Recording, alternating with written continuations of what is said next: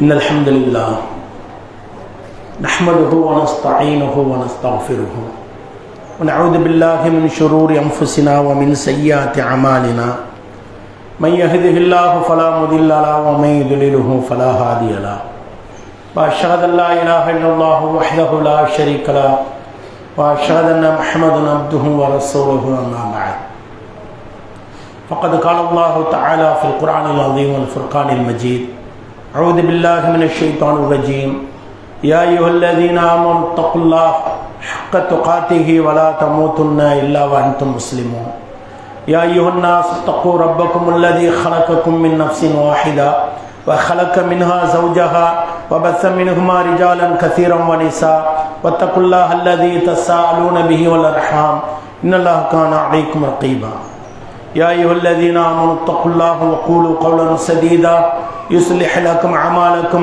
ويغفر لكم ذنوبكم ومن يطع الله ورسوله فقد فاز فوزا عظيما رب اشرح لي صدري ويسر لي أمري واحلل عقدة من لساني يفقهوا قولي ربي زدني علما.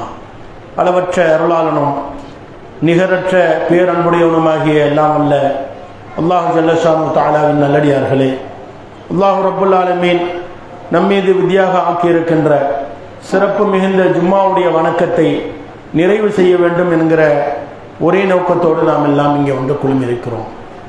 கண்ணியத்திற்குரிய எல்லாம் அல்ல அல்லாஹின் நல்லடியார்களே, மனிதனை எந்த நோக்கத்திற்காக அல்லாஹ் ரப்புல் ஆலமீன் இந்த உலகத்திலே படைத்தானோ அந்த நோக்கத்தை மறந்து, அந்த இறைவனை மறந்து இறைவனுக்கு மாறு செய்யக்கூடிய காட்சிகளை, மனிதர்கள் செய்யக்கூடிய அந்த காட்சிகளை நாம் வந்து பரவலாக பார்த்து வருகிறோம்.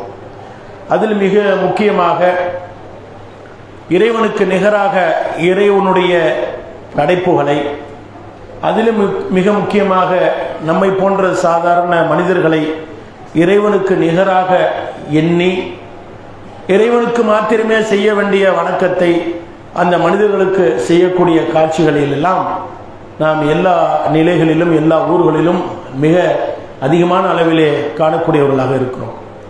கண்ணியத்திற்குரிய எல்லாம் அல்ல அல்லாஹ்வின் நல்லடியார்களே, மனிதன் படைக்கப்பட்ட அந்த நோக்கம் வந்து நீங்கள் எல்லாம் அறிந்தது தான். வமா ஹலக்துல் ஜின்ன வல் இன்ஸ இல்லா லியஅ்புதூன், என்னை வணங்குவதற்காகவே அல்லாமல் நாம் மனிதர்களையும் ஜின்னையும் வேறு எந்த நோக்கத்திற்காகவும் படைக்கவில்லை. மனிதர்களை மாத்திரமல்ல ஜின்களையும் சேர்த்து அல்லாஹ் சொல்கிறான். அப்போ மனிதர்கள் படைக்கப்பட்ட நோக்கமே இறைவனை வணங்க வேண்டும் என்பதற்காகத்தான். அதில் மிக குறிப்பாக இந்த உலகத்திலே நாம் பார்க்கலாம், மனிதர்கள் ஏதாவது ஒன்றை வணங்கக்கூடியவர்களாக இருக்கிறார்கள். அவர்களுக்கான வழிகாட்டு நெறிமுறைகள், அவர்களுடைய எந்த சமயத்தை வணங்குவதற்கு தகுதியானவன் அல்லாஹ்வை தவிர வேறு யாரும் கிடையாது. அந்த செய்தியிலே மிக ஆழமாக அந்த செய்தியை சொன்ன நபிமார்கள் வரிசையிலே மிக முக்கிய இடத்தை வகிக்கக்கூடியவர்கள் என்பது பற்றி நீங்கள் நிறைய செய்தி அறிந்திருப்பீர்கள். அவற்றிலிருந்தே ஒரு சிலவற்றை இன்றைய தினத்தில் நாம் அறிந்து கொள்வோம். கண்ணியத்திற்குரிய எல்லாம் அல்ல அல்லாஹ்வின் நல்லடியார்களே, நபிகள் பெருமகனார் ஸல்லல்லாஹு அலைஹி வஸல்லம் அவர்களுக்கு அல்லாஹ் ரப்புல் ஆலமீன் இந்த வேதத்தை வழங்குகின்ற பொழுது அதை வஹீயின் மூலமாகத்தான் அறிவித்தான். அல் குர்ஆன் இறக்கி அருளப்பட்டதா இல்லையா? அது அப்படியே அதாவது நாம் இப்போ உபயோகப்படுத்தி கொண்டு மொத்தத்தில் நபிகள் பெருமகனார் ஸல்லல்லாஹு அலைஹி வஸல்லம் அவர்களுக்கு வஹீயின் மூலமாகத்தான் இந்த மார்க்கத்தை வழங்கினான், இந்த தீனை வழங்கினான், இந்த குர்ஆனை வழங்கினான், வழிகாட்டு நெறிமுறைகள் அனைத்தையும் வழங்கினான். அப்படிப்பட்ட அந்த வகையிலே அல்லாஹ் ரப்புல் ஆலமீன் அவனது அருள்மறை அல் குர்ஆனில் இப்படி பேசுகிறான். எப்படி? சும்மா அவ்ஹைனா இலைக்க, நபியே நாம் உமக்கு வஹி அறிவித்தோம். எல்லாமே வஹி செய்தி தானே, ஒட்டுமொத்த மார்க்கமும் வஹி தான். அந்த வஹியின் அடிப்படையில் தான் அவர்கள் நமக்கு அதை அறிவித்து தந்தார்கள். அதன்படி தாங்களும் வாழ்ந்து காட்டினார்கள் நபிகள் பெருமகனார் ஸல்லல்லாஹு அலைஹி வஸல்லம் அவர்கள். அப்ப நபிகள் நாயகம் ஸல்லல்லாஹு அலைஹி வஸல்லம் அவர்களுக்கு அல்லாஹ் வந்து வஹி அறிவிக்கிறான். சும்மா அவ்ஹைனா இலைக்க அன் இத்தபி மில்லத இப்ராஹீம ஹனீஃபா, நபியே நாம் உமக்கு வஹி அறிவிக்கிறோம், செய்தி அறிவிக்கிறோம். என்ன செய்தி தெரியுமா? அன் இத்தபி மில்லத இப்ராஹீம ஹனீஃபா, இப்ராஹிமுடைய நேரான மார்க்கத்தை நீங்கள் பின்பற்றுங்கள் என்று நாம் உமக்கு வஹி அறிவித்தோம். எதற்கு தெரியுமா? அம்மா கான மினல் முஷ்ரிக்கீன், அவர் ஒருபோதும் இணை வைத்தவராக இல்லை. அவர் இணைப்புக்கு எதிராக மிகப்பெரிய பிரச்சாரத்தை, அதற்காக மிகப்பெரிய எதிர்ப்புகளை சந்தித்தவராக இருந்தார் நபிகள் இப்ராஹிம் அலைஹிஸ்ஸலாம் அவர்கள். அது குறித்து அல்லாஹ் ரப்பல் ஆலமீன் இந்த மாதிரி சொல்லி காட்டுறான். நாம உங்களுக்கு வகை செய்தி என்ன தெரியுமா? இப்ராஹிம் எந்த மார்க்கத்தை, நேரான மார்க்கத்தை பின்பற்றினார். அப்ப இப்ராஹிம் அலைஹிஸ்ஸலாம் அவர்களுடைய மார்க்கத்தில் என்ன இல்லை? இணை வைப்பு இல்லை. அந்த அளவுக்கு இணை வைப்புக்கு எதிரான எல்லா காரியங்களையும் அவர்கள் செய்தார்கள். அதற்காக பிரச்சாரம் செய்தார்கள். அதற்காக என்னென்ன எப்படியெல்லாம் தியாகம் செய்ய வேண்டுமோ அத்தனை தியாகத்தையும் செய்தார்கள். அப்ப நீங்க அவங்க மார்க்கத்தை பின்பற்றுங்கன்னு சொல்லிட்டு யாருக்கு அல்லாஹ் அறிவிக்கிறான்? நபிகள் பெருமகனார் ஸல்லல்லாஹு அலைஹி வஸல்லம் அவர்களுக்கு அறிவிக்கிறான். மேலும் அல் குர்ஆனில் அல்லாஹ் ரப்பல் ஆலமீன் எப்படி சொல்லி காட்டுகிறான் இன்னொரு வசனத்தை. நாம் எல்லாம் அதிகம் அல் குர்ஆனில் ஓதக்கூடிய ஒரு வசனமாக இது இருக்கும், சூரத்துல் ஃபாத்திஹா இருக்கும். அல்ஹம்து சூரான்னு சொன்னா தான் தெரியும் நம்ம மக்களுக்கு. சூரத்துல் ஃபாத்திஹா என்றாலும் தெரியும். ஆனால் அதிகமான முஸ்லிம்கள் எப்படி அதற்கு பெயர் வைத்திருக்கிறார்கள் என்று சொன்னால் அல்ஹம்து சூரா அப்படி அர்த்தம் புரியும். அந்த சூறால நிறைய முக்கியமான செய்திகள் அமைந்திருக்கிறது. அதில் முத்தாய்ப்பான செய்தி என்ன? இய்யாக நஅபுது வ இய்யாக நஸ்தஈன் இஹ்தினஸ் ஸிராத்தல் முஸ்தகீம். இறைவா, உன்னையே வணங்குகிறோம், உன்னிடமே உதவி தேடுகிறோம், எங்களுக்கு நேரான பாதையை காட்டு. சிராத்தல் முஸ்தகிம், அந்த சிராத்தல் முஸ்தகிமே எங்களுக்கு காட்டு என்று கேட்கக்கூடிய இந்த இஸ்லாமிய சமுதாயம் தான் அதற்கு நேர் மாற்றமான பாதையில் செல்லக்கூடிய இணைப்பு காரியங்களில் செல்லக்கூடிய காட்சியை பார்க்கிறோம். இறைவன்கிட்ட கேட்கிறது எனக்கு நேரான பாதையை காட்டுண்டு. ஆனால் நடைமுறை எப்படி இருக்கு? அதற்கு மாற்றமானதாக இஸ்லாமிய சமுதாயத்தில் அதிகமான மக்கள் இருப்பதை நம்ம பார்க்கிறோம். அப்போ அல்லாஹ் ரப்பல் ஆலமீன் வேறு ஒரு வசனத்தில் இப்படி சொல்லி காட்டுகிறான். எப்படி? நபியை நீங்க போய் சொல்லுங்க. யாருக்கிட்ட சொல்லுங்க? மக்கள்கிட்ட. மக்கள்னா அப்போதைக்கு வாழ்ந்த அந்த சஹாபா பெருமக்கள், அதற்கு பிறகு வரக்கூடிய முஸ்லிம்கள் அனைவருக்குமான செய்தி. எப்படி? குல் இன்னனி ஹதானி ரப்பி, என் இறைவன் எனக்கு நேரான பாதையை காட்டிட்டான் என்று போய் சொல்லுங்க. அதோடு நிறுத்தல. அது என்ன? அது குல் இன்னனி ஹதானி ரப்பி இலா சிராத்தி முஸ்தகீம், எனக்கு நேரான பாதையை என் இறைவன் காட்டிவிட்டான். தீனன் கியமன் மில்லத் இப்ராஹிம் ஹனீஃபா, அது உறுதியான பாதை, நேரான பாதை. அது யாருடைய பாதை? இப்ராஹிமுடைய பாதை. இங்கே அல்லாஹ் சொல்றான். அந்த சிராத்துல் முஸ்தகீம்ங்கிற வார்த்தையை இங்கே பயன்படுத்துகிறான். அழகான பாதையை, நேரான பாதையை, மிக உறுதியான பாதையை அல்லாஹ் எனக்கு காமிச்சுட்டான். நபியே நீங்க மக்கள்கிட்ட போய் சொல்லுங்க. அந்த பாதை எது தெரியுமா? மில்லத்தை இப்ராஹிம் ஹனீஃபா, இப்ராஹிம் சென்ற அந்த நேரான பாதை, அந்த எந்த விதமான சிக்கலும் இடர்பாடுகளும் இல்லாத அழகான பாதை, சொர்க்கத்திற்கு அழைத்து செல்லக்கூடிய அந்த சிராத்துல் முஸ்தகீம் என்கிற அந்த பாதைன்னு சொல்லிவிட்டு வமா கான மினல் முஷ்ரிக்கீன் அங்கேயே சொல்றான். அவர் யாரு? இப்ராஹிம் அலைஹிஸ்ஸலாம் இணை வைப்பவராக இருந்ததில்லை. அப்ப நீங்க இணை வைப்புக்கு எதிராக பிரச்சாரம் செய்ய வேண்டும், இணை வைப்பிலிருந்து முழுமையாக ஒதுங்கிக் கொள்ள வேண்டும். அதற்கு யார் மிகப்பெரிய அர்ப்பணிப்பை செய்தாரோ அந்த இப்ராஹிமுடைய பாதையை தான் நீங்க பின்பற்றணும். அதுதான் நேரான வழின்னு மக்களுக்கு நீங்க சொல்லுங்கன்னு சொல்லிட்டு நபிகள் நாயகம் ஸல்லல்லாஹு அலைஹி வஸல்லம் அவர்களுக்கு அல்லாஹ் ரப்பல் ஆலமீன் சொல்லி காட்டுகிறான். இன்னும் ஒரு படி மேலே போய் நாமெல்லாம் இன்னைக்கு தீனுல் இஸ்லாத்தில் இருக்கிறோம். உண்மையிலேயே இதுதான் உலகத்திலேயே உயர்ந்த மார்க்கம். அதில் எந்த மாற்று கருத்தும் கிடையாது. ஏனென்று சொன்னால் வேறு எந்த சமுதாயத்தை எடுத்துக்கொண்டாலும், எந்த கொள்கை கோட்பாடை எடுத்துக்கொண்டாலும் அதில் என்ன இருக்காது?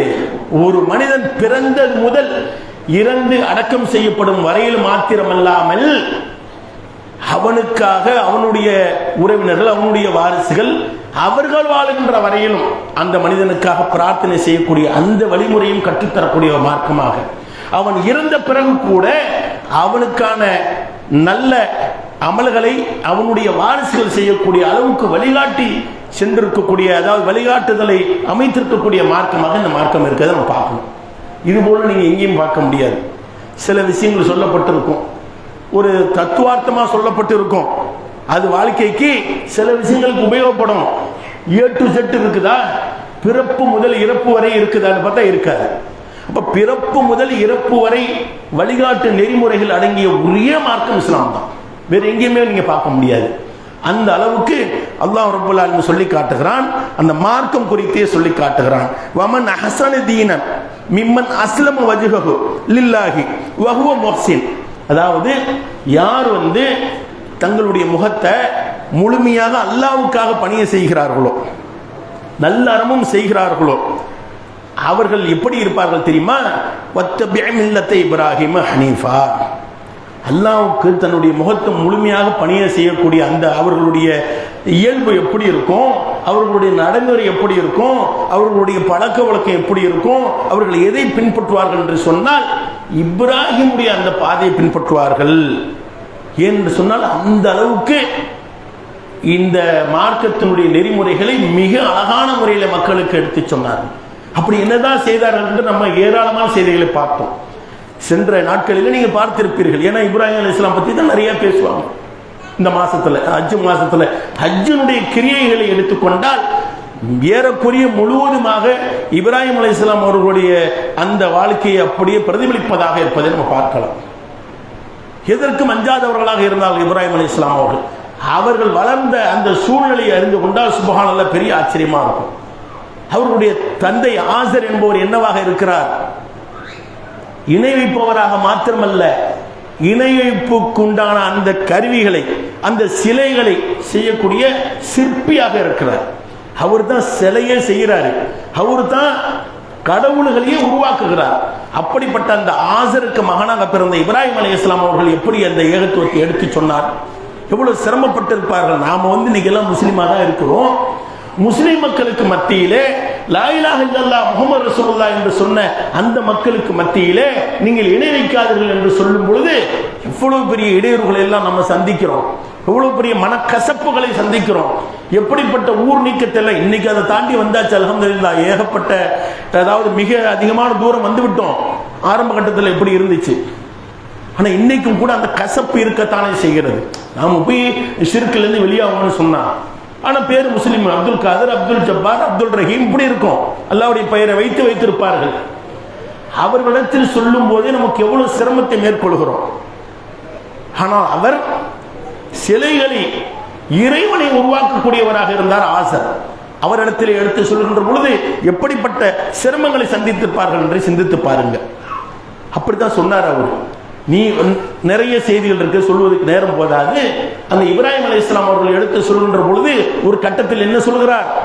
எங்களுடைய தெய்வத்தை நீ இழித்துப்படுத்தி பேசினால் கல்லால் இழித்து கொன்று விடுவேன், கண்காணாத இடத்திற்கு ஓடிவிடு என்று மகனுக்கு சொல்லக்கூடியவராக இருந்தார் ஆசர் அவர்கள். அதே பகுதியிலே வாழ்ந்த அந்த நாட்டை ஆண்டு கொண்டிருந்த மன்னனாக இருந்தவன் நம்ரூத், அவனிடத்திலே தாவா செய்கிறார்கள். அவன் எவ்வளவு விவாதங்களை செய்தான். இறுதியில் என்ன ஆனது? இவரை உயிரோடு விட்டு வச்சா நம்முடைய மார்க்கம் இல்லாம போயிடும், நாம் எந்த மதத்தை பின்பற்றி கொண்டிருக்கிறோமோ அதை அழித்து விடுவார் என்கிற அந்த முடிவுக்கு வந்து நபி இப்ராஹிம் அலைஹிஸ்ஸலாம் அவர்களை நெருப்பு குண்டத்திலே தூக்கி வீசக்கூடிய அளவுக்கு உண்டான அந்த சூழ்நிலை எல்லாம் ஏற்பட்டது. அப்போதும் அவர்கள் உறுதி இழக்கவில்லையே. எதற்காக? இந்த லா இலாஹ இல்லல்லாஹ்வை உயர்த்தி பிடிக்க வேண்டும். இப்போ எவ்வளவு பெரிய சிரமத்தை அவங்க சந்திச்சிருக்காங்க, எவ்வளவு தியாகத்தை அவங்க செய்திருக்கிறார்கள். நாம என்ன செஞ்சிட்டோம்? நம்முடைய உறவுகள்கிட்ட, நம்முடைய உற்றார்களிடத்தில், நம்முடைய அண்டை வீட்டாரிடத்தில், நம்முடைய நண்பர்களிடத்தில் நீங்கள் இந்த தர்காவுக்கு செல்லாதீர்கள், இணை வைக்காதீர்கள் என்று சொல்வதற்கு கூட நமக்கு மனதில்லை. போய் ஒரு வார்த்தை சொல்வதற்கு கூட நமக்கு தயக்கம், நமக்கு பயம். அவர்களிடத்திலிருந்து நம்மளுக்கு ஏதாவது ஒரு ஆபத்து வந்து விடுமோ, ஏதோ ஒரு சிக்கல் வந்துடுமோ, உறவு முறிஞ்சிருமோ, நட்பு போயிடுமோ, வியாபாரம் கட்டுருமோ, ஏதோ ஒன்று. அப்போ உயிரை துச்சமாக மதித்த இப்ராஹிம் அலைஹிஸ்ஸலாம் அவர்களைத்தான் நீங்கள் பின்பற்ற வேண்டும் என்று ரசூலுல்லாஹி ஸல்லல்லாஹு அலைஹி வஸல்லம் அவர்களுக்கு அல்லாஹ் ரப்பல் ஆலமீன் ஆணையிடுகிறான். நாம் எல்லாம் ரசூலுல்லாஹை ஏற்றுக்கிறோம். அத்தியுல்லாஹு அத்தியுர் ரசூல், அல்லாஹ்வுக்கு கட்டுப்படணும், ரசூலுக்கு கட்டுப்படணும். எங்க கட்டுப்படுறோம்? கட்டுப்பட்டவர்களாக இருந்தால் என்ன செய்ய வேண்டும்? இப்ராஹிம் அலைஹிஸ்ஸலாம் அவர்கள் செய்த அந்த உபதேசம் அதில் கோடியில் ஒரு பங்கு கூட நம்ம செய்யலையே, நம்ம மக்களை மீட்டெடுக்கலையே. காரணம் என்ன? நாம் எதற்காக மீட்டெடுக்க வேண்டும்? நாம் எப்படி சொர்க்கம் செல்ல வேண்டும் என்பதற்காக ஒரு இறைவன் வணங்குகிறோமோ அது போன்று நம்மை சார்ந்தவர்கள், நம்மை ஊரை சார்ந்தவர்கள், நம்முடைய உறவினர்கள், நம்முடைய நண்பர்களும், நம்முடைய அண்டை வீட்டாரும் சொர்க்கம் வர வேண்டும் என்பதுதானே ஒரு உண்மையான மூமினான எண்ணமாக இருக்க வேண்டும். அது நம்ம இடத்துல இருக்கிறதா? அதை நாம் என்ன செய்யணும்? சீர்தூக்கி பார்க்க வேண்டும். அப்ப அல்லாஹ் ரப்பல் ஆலமீன் என்ன சொல்கிறான்? ரொம்ப தியாகம் செய்தார்ல, அதனாலதான் அல்லாஹ் அவர்களுக்கு ஒரு அடைமொழி இட்டு சொல்கிறான். எப்படி தெரியுமா? வத்தஹதல்லாஹு இப்ராஹிம கலீலா, இப்ராஹிமை அல்லாஹ் தன்னுடைய உச்ச நண்பனாக எடுத்துக்கொண்டார். ஒரு மனிதனை இறைவன் நண்பனாக தேர்வு செய்ய வேண்டிய அவசியமே கிடையாது. ஒரு மனிதனுக்கு இன்னொரு மனிதன் நண்பனாக இருக்க வேண்டிய அவசியம் இருக்கிறது. ஏதோ ஒரு வகையில உபயோகமாக இருக்கும். இறைவனுக்கு மனிதன் நண்பனாக இருக்க வேண்டுமா? அல்லாஹ் அப்படிதான் சொல்லுவார். நான் இப்ராஹிமை நண்பனாக எடுத்துக்கொண்டேன், உற்ற நண்பனாக எடுத்துக்கொண்டேன் என்று அல்லாஹ் ரப்பல் ஆலமீன் தனது அல்மரி அல் குர்ஆனிலே சொல்லி காட்டுகிறான் என்று சொன்னால், அவர்களுடைய அந்த பிரச்சாரம், அந்த ஏகத்துவ பிரச்சாரம், அந்த அல்லாஹ் ஒருவன் தான் வணங்குவதற்கு தகுதியானவன் என்கிற அந்த செய்தி உறக்க சொன்னார்களே, உறுதியாக சொன்னார்களே, அதில் கிடைத்த வெற்றி தான் அவர்களுக்கு இது போன்ற அழகான வார்த்தைகள், அல்லாஹ்வுடைய அரவணைப்புகள். அவன் இன்னைக்கு நம்ம எப்படி பார்க்கிறோம்? மிக மோசமான நிலையில் இந்த இஸ்லாமிய சமுதாயம் சீரழிந்து கொண்டிருப்பதை பார்க்கிறோம். இவ்வளவு பிரச்சாரம் பண்ணியும் இந்த தவ்ஹீத் பிரச்சாரம் இன்னைக்கு நேற்று கிடையாது.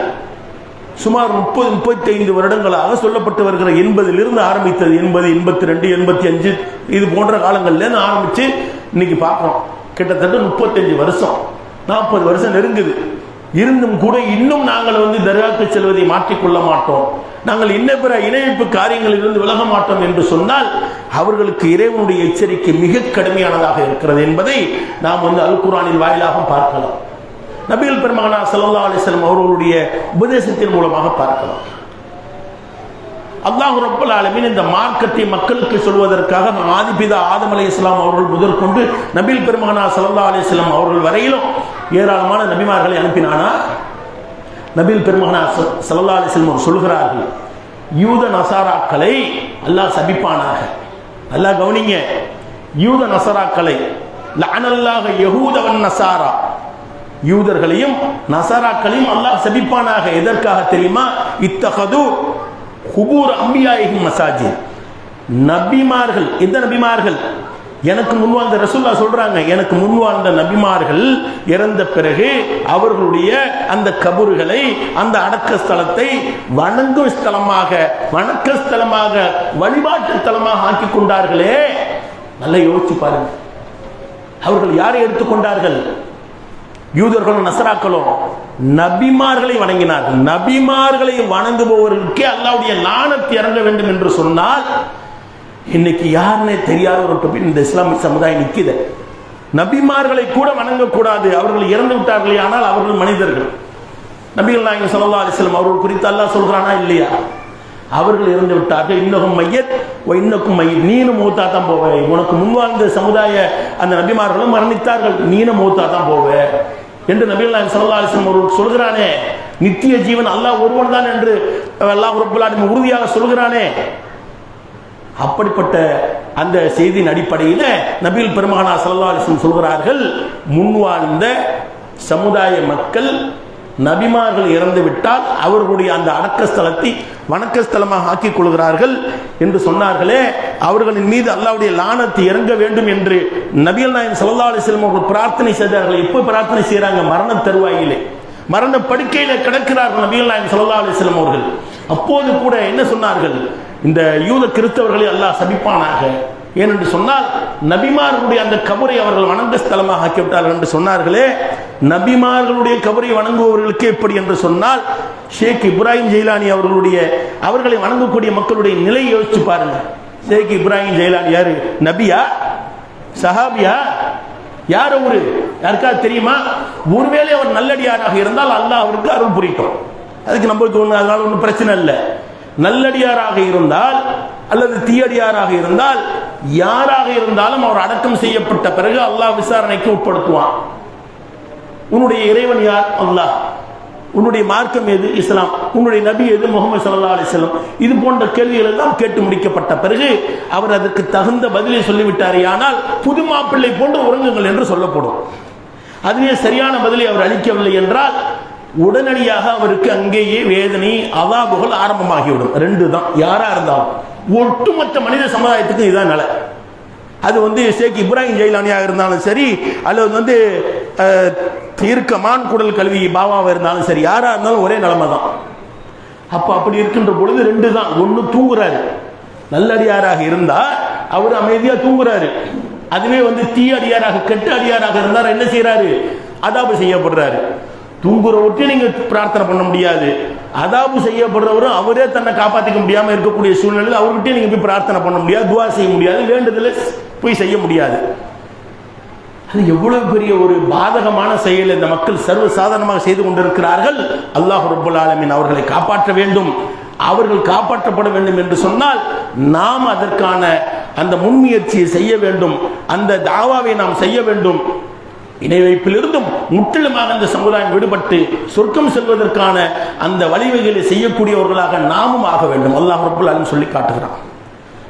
இன்னல்லாஹ லா யக்ஃபிரு அன் யுஷ்ரக பிஹி, இன்னல்லாஹ லா யக்ஃபிரு அன் யுஷ்ரக பிஹி, இணை வைப்பவருடைய பாவத்தை ஒருபோதும் அல்லாஹ் மன்னிக்க மாட்டான். வ யக்ஃபிரு மா தூன ذلك லிமன் யஷா, அது அல்லாம ஒரு சின்ன ஒரு பொய் சொல்லிட்டோம், ஒரு சின்ன தவறு செஞ்சிட்டோம், ஏதோ ஒரு ஆத்திரத்தில் ஒருத்தங்களை அடிச்சு போட்டோம், ஏதோ ஒன்று செய்து விட்டோம். மனிதர்களுக்கு செய்த பாவங்களை மனிதர் மன்னிக்க அவரே எல்லாம் மன்னிக்க மாட்டான். நமக்கு நாமே செய்து கொள்ளக்கூடியது இருக்குல்ல, இறைவனுக்கு செய்யக்கூடிய அந்த இபாதத்துக்கள்ல ஏதாவது ஒரு சின்ன சின்ன குறைபாடு, இதையெல்லாம் அல்லாஹ் தான் நாடியவருக்கு மன்னிப்பான், இணை வைப்பு ஒருபோதும் மன்னிக்க மாட்டேன் என்று அல்லாஹ் ரப்பல் ஆலமீன் உறுதியாக சொல்லுகிறான். அதோடு சொல்ல மாத்திரம் அல்லாமல் மை யுஷ்ரிக் பில்லாஹ், அல்லாஹ்வுக்கு யார் இணை வச்சுட்டானோ ஃபக்கத் ஹர்ரம் அல்லாஹு அலைஹில் ஜன்னா, சொர்க்கம் அவனுக்கு ஹராமாகிவிட்டது. எந்த நிலையில இணை வச்சாலும் சரி, எப்படி பன்றி இறைச்சி ஹராமாக்கப்பட்டு விட்டதோ, அதாவது இறந்து விட்ட மாமிசத்தை அந்த ஆடு மாடுகளை நாம் உண்பது ஹராமாக ஆக்கிவிட்டதோ, மது ஹராமாக ஆக்கிவிட்டதோ, விபச்சாரம் ஹராமாக ஆகிவிட்டதோ, அது போன்று இணை வைக்கக்கூடியவருக்கு சொர்க்கத்தை அல்லாஹ் ஹராமாக்குகிறான். அப்ப என்ன செய்யக்கூடாது? இணை வைப்பினுடைய வாடை கூட நம்முடைய இடத்துல வந்துடக்கூடாது என்பதிலே உறுதியாக கவனமாக இருக்க வேண்டும் என்று சொல்லி என்னுடைய முதல் உரையை நிறைவு செய்கிறேன்.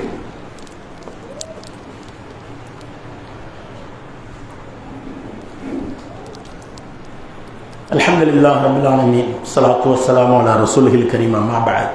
கண்ணியத்திற்குரிய எல்லாம் வல்ல அல்லாஹ்வின் நல்லடியார்களே, இந்த ஏகத்துவ இந்த பிரச்சாரம் ஆரம்பிக்கப்பட்டு அல்லாஹ்வுடைய மகத்தான வெற்றியின் காரணமாக மாநிலம் தழுவிய அளவில் ஏராளமான மர்க்கஸ்கள் உருவாகிவிட்டது. அல்லாஹ்வுடைய அந்த வணக்கத்தை தூய்மையான வழிவிலே அறிந்து கொண்டு அதன் அடிப்படையில் தங்களுடைய இபாதத்துகளை நிறைவேற்ற வேண்டும் என்கிற அந்த வேட்கையும் அதிகமான அளவில் வளர்ந்து கொண்டுதான். ஒரு சைடு சிறுக்கு போய்கிட்டு இருக்கு, இன்னொரு பக்கம் ஏகத்துவம் வளர்ந்துகிட்டு இருக்கு. அல்ஹம்துலில்லாஹ், அது மறுப்பதற்கு கிடையாது. அப்படிப்பட்ட அந்த ஏகத்துவம் வளர்ச்சி அடைகிறது என்று சொன்னால், அது போன்ற அந்த மர்க்கஸ்கள் உருவாகி கொண்டு இருக்கிறது என்று சொன்னால், அதற்காக யார் தேவை? அந்த பள்ளிகளிலே இமாமத்து செய்வதற்காக இமாம்கள் தேவை, உரை நிகழ்த்துவதற்காக இமாம்கள் தேவை. அப்படிப்பட்ட இமாம்களை உருவாக்குவதற்காக பள்ளிகளுக்கு தேவையான ஏராளமான பள்ளிவாசல்களிலே இமாம் பற்றாக்குறை இருக்கிறது. தாயிகள் இருக்கிறார்கள், ஜும்மா தாயி வந்துட்டு போயிடுவாங்க, நிறைய பேர் இருக்கிறாங்க. ஆனால் பள்ளிவாசலில் பெர்மனண்டாக இருந்து 5 வேளை தொழுக வச்சு அவங்களுக்கு உபதேசம் செய்து பிள்ளைங்களுக்கு மக்தப் மதரசா நடத்தி இது போன்ற காரியங்கள் எல்லாம் செய்வதற்கு பள்ளியோடு ஒரு இமாம் தேவையா இல்லையா? அது பார்த்தீங்கன்னா ஏராளமான பள்ளிவாசலில் மைனஸில் தான் இருக்கு. அப்போ அதற்காக மாநிலம் என்ன செய்திருக்கிறார்கள் என்று சொன்னால், வருகிற அதாவது ஜூலை மாதம் 10ஆம் தேதியில் இருந்து ஆகஸ்ட் மாதம் 10ஆம் தேதி வரையிலும் மாநில தலைமையின் மூலமாக இமாம்களுக்கான 1 மாத பயிற்சி, பள்ளிவாசலிலே இமாமத்து செய்வதற்காக அந்த இமாம்களுக்கான 1 மாத பயிற்சி கூடத்தை ஏற்பாடு செய்திருக்கிறார்கள். 15 வயதுக்கு மேற்பட்ட ஆர்வமுள்ள எந்த சகோதரராக இருந்தாலும் அல் குர்ஆன் ஓத தெரிந்து அந்த அடிப்படையில் வாழக்கூடிய ஏகத்துவ அடிப்படையில் வாழக்கூடிய அந்த மக்கள் அவர்கள் என்ன செய்யலாம்? மாவட்ட தலைமை அணுகி முதல்ல கிளையை நீங்கள் அணுகுங்க, அவங்க மாவட்டத்துக்கு பரிந்துரை செய்வாங்க. அதன் அடிப்படையில் உங்கள் ஊரில் இருந்து கூட சில பேர் என்ன செய்யலாம், மாநில அந்த தலைமைக்கு நீங்கள் அனுப்பலாம். 1 மாத காலத்திலே அவர்கள் என்னவெல்லாம் பயில வேண்டும், என்னவெல்லாம் இந்த தொழுகையின் போது என்னென்ன அந்த மசாயில்களை எல்லாம் அவர்கள் ஃபாலோ பண்ணணும், என்னென்ன செய்யணும், எப்படி தொழ வைக்கணும், எப்படி துவா செய்யறது கற்றுக் கொடுக்கணும், பிள்ளைங்களுக்கு மக்தப் மதரசா நடத்துவதற்கு உண்டான அந்த வழிமுறைகள் அனைத்தையும் இன்ஷா அல்லாஹ் அந்த 1 மாத காலத்தில் கற்றுத் தருவதற்கு முனைகிறார்கள். ஆகையினால் அந்த அரிய வாய்ப்பை நம்முடைய கிளையில் இருக்கக்கூடிய சகோதரர்கள் பயன்படுத்திக் கொள்ளுமாறு அன்போடு கேட்டுக்கொள்கிறேன். இது மாநில மாவட்ட அறிவிப்பு செய்ய சொல்லியிருந்தது அடிப்படையில் நாம் அறிவித்துக் கொள்கிறோம். எல்லாம் அல்லாஹ் அதன் மூலமாக நமக்கு என்ன செய்வோம், ஒரு நல்ல இமாம் கிடைச்சிட்டாருன்னு வைங்களேன், ஏகத்துவத்தை இன்னும் நீங்கள் வீரியமாக கொண்டு போகலாம். உங்கள் பள்ளிக்கு இமாம் இருக்காருல்ல எனக்கு தெரியாது, மாவட்ட அறிவிப்பு சொல்லியிருக்காங்க, அதனால செய்கிறேன். என்ன செய்யுங்க, அதுக்குண்டான அந்த முயற்சியை செய்யுங்க. உங்கள் ஊரில் சில பிள்ளைகள் இருந்தாங்கன்னா அவங்க வேற ஊருக்கு கூட நீங்கள் அனுப்பலாம் இல்லையா இமாமாக. நிறைய ஊர்களில் பற்றாக்குறை இருக்கிறது, இமாம்களுடைய பற்றாக்குறை. அதனால் இந்த அரிய வாய்ப்பை நீங்கள் பயன்படுத்தி கொள்ளுங்க. இந்த ஷிர்க் என்று சொல்லக்கூடிய இந்த தர்காவுக்கு செல்லக்கூடிய மக்களை எப்படியாவது நீங்கள் தடுத்து நிறுத்தறதுக்கு உண்டான அந்த முயற்சியை மேற்கொள்ளுங்க. ஏன்னு சொன்னால் நாம் மட்டும் சொர்க்கத்துக்கு போவதற்கு ஆசைப்படக்கூடாது. நாம் போகணும், நம்முடைய உறவினர்கள் போகணும், நம்முடைய நண்பர்கள் போகணும், நம்முடைய அண்டை விட்டார், எதிர் விட்டார், உற்றார், உறவினர்கள் எல்லோரும் போகணும். அதற்கான முஸ்தீபுகளை, அதற்கான முயற்சிகளை நீங்கள் மேற்கொள்ளுங்கள். அல்லாஹ் ரப்பல் ஆலமீன் உங்களுக்கு நல்வுதவி செய்வான் என்று கூறி என் உரையை நிறைவு செய்கிறேன். வாஹிர் தஅவானா அல்ஹம்துலில்லாஹி ரப்பில் ஆலமீன். அஸ்ஸலாமு அலைக்கும் வரஹ்மத்துல்லாஹி வபரகாத்துஹு.